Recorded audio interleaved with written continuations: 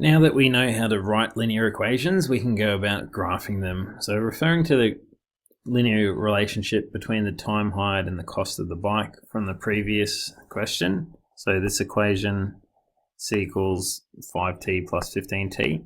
We're going to try and graph this on this set of axes below.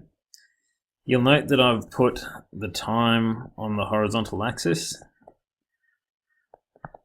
and the cost on the vertical axis. In most scenarios, it doesn't really matter which way you put them. Okay. Ideally, you'll have the independent variable on the x-axis, which is time, because time doesn't depend on anything. But for our purposes, it doesn't really matter too much. There's two methods to graphing linear equations. This is the first method, the table method, where I'm just going to select a few points and see if I can plot them. So I'm going to look at how much does it cost to rent the bike for 0 hours, 1 hour, 2 hours, and 3 hours. And I'm going to find the cost for those 4 points, plot them onto my graph, and from there hopefully be able to draw the relationship.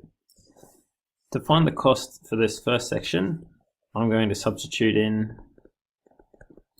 t equals 0 into my equation.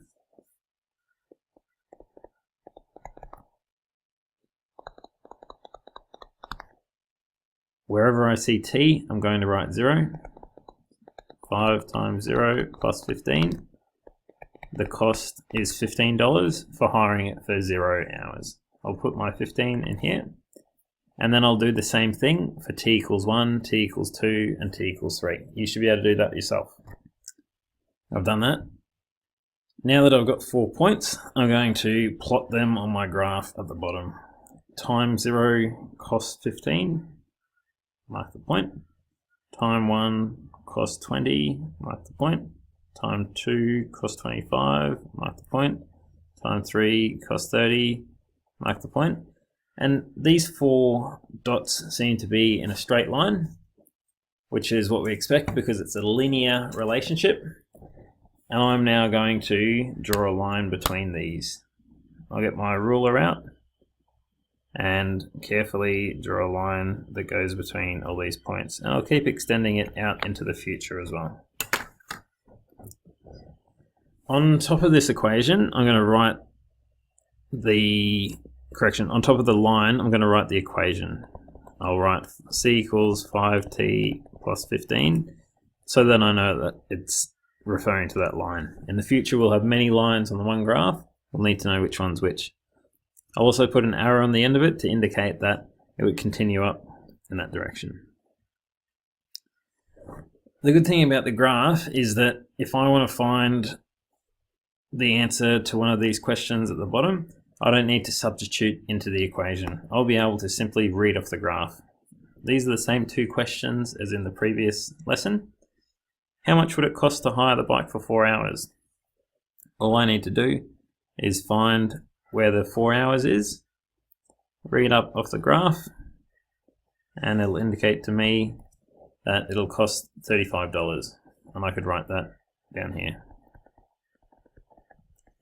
It will cost $35, refer to graph. How long could the bike be hired for $40? Find where the $40 cost is. See where it meets this line, read down, 5 hours.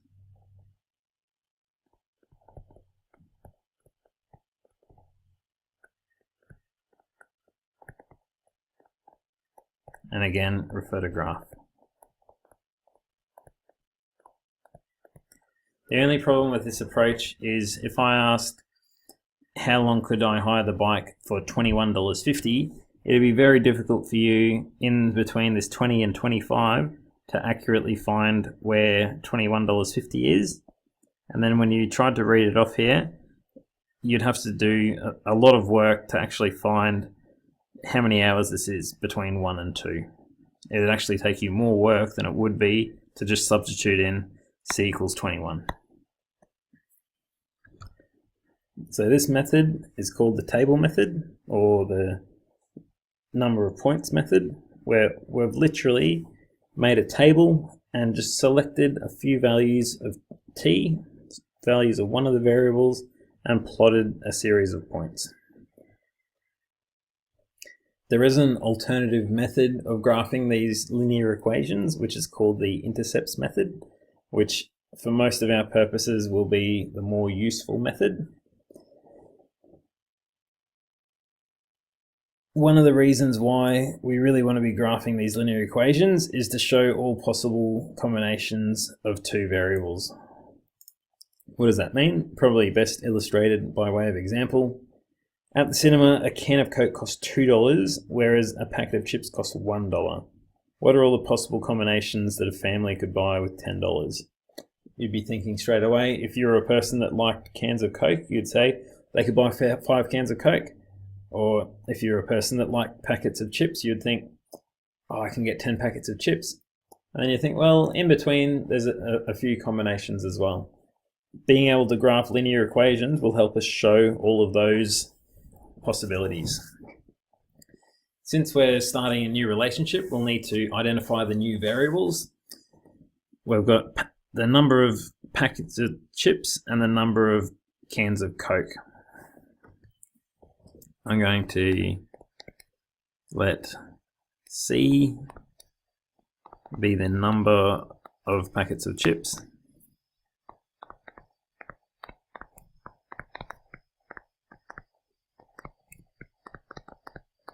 And I wasn't very smart because I made can of Coke the other variable, but that's okay, we can deal with that.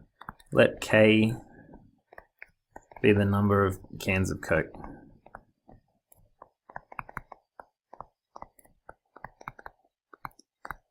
Remember, the variables are the quantities that are going to change, and they depend on each other. So the question would be, how many packets of chips could you buy? Well, it depends how many cans of Coke you're going to buy. Same way, opposite direction, how many cans of Coke can you buy? Well, it depends on how many packets of chips you're going to buy. What about the parameters? So the values that don't change. The cost of the can is $2. The cost of the chips is $1, and the total cost is $10. So from here, I want to write an equation to show the relationship between the two variables and the parameter. Put all this information together and hopefully be able to graph all of these possible combinations. Going to need to use a little trick here. I know that the total cost is going to be $10. I also have another way of expressing the total cost. I know that I'm buying C packets of chips and K cans of Coke. The cost of C packets of chips is going to be 1C. Okay, if I was buying 5 packets of chips, it'd be 1 times 5. If I'm buying 6 packets of chips, 1 times 6.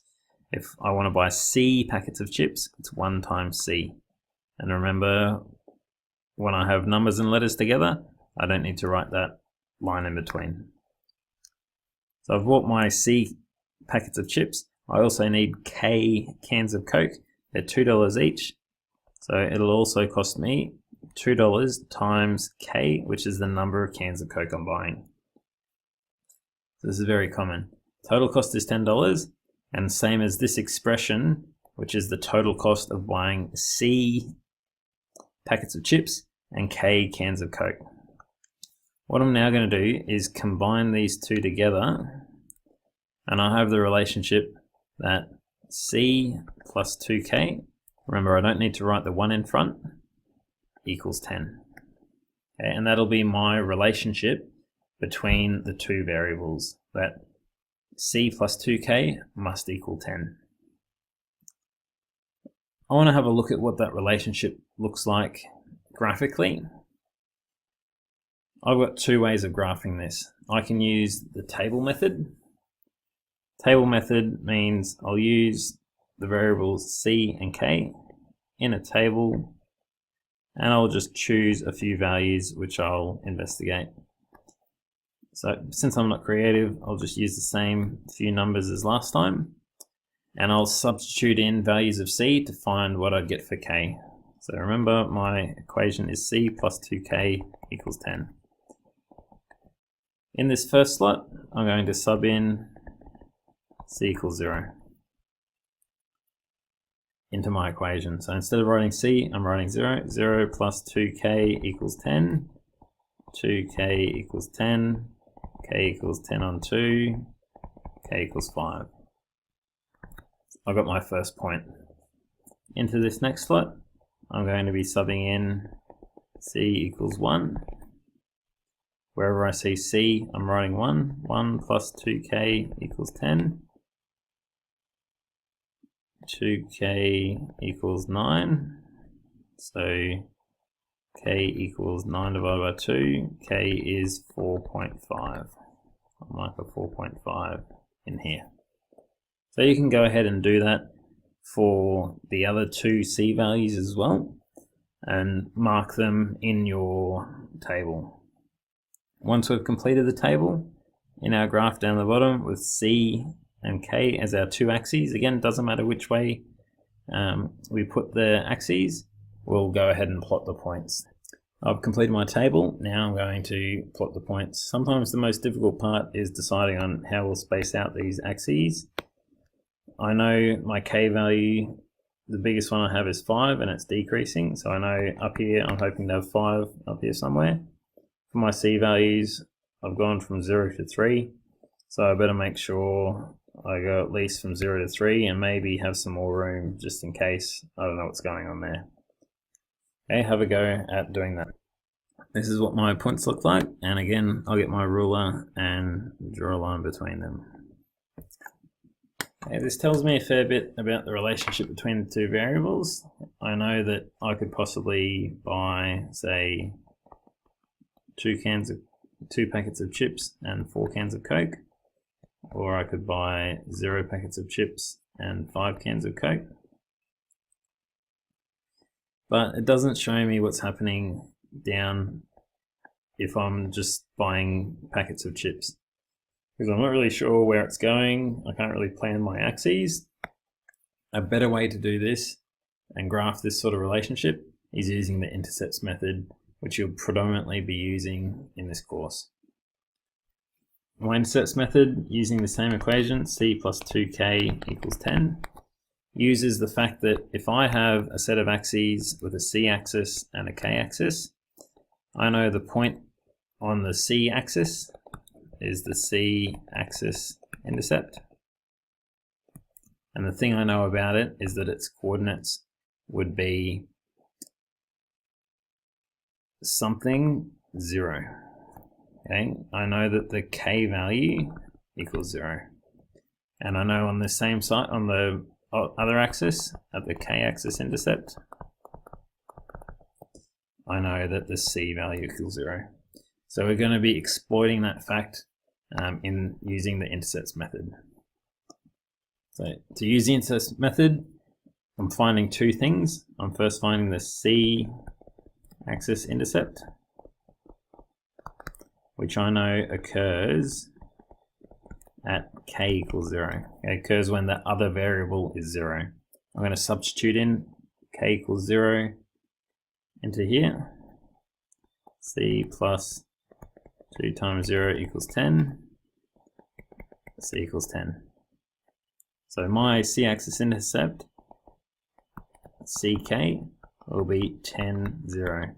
Why did I put it in the order CK? Because I've decided that my C-axis will be my horizontal or first coordinate. I can do a similar thing to find the K-axis intercept.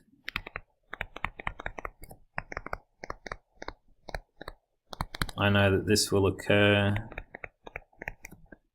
at C equals 0, so I can substitute that in. 0 plus 2k equals 10, so the 2k value is 10, k value is 5. My k-axis intercept is, in terms of ck, would be 5, 0. So in the intercepts method, I only need to actually mark 2 points.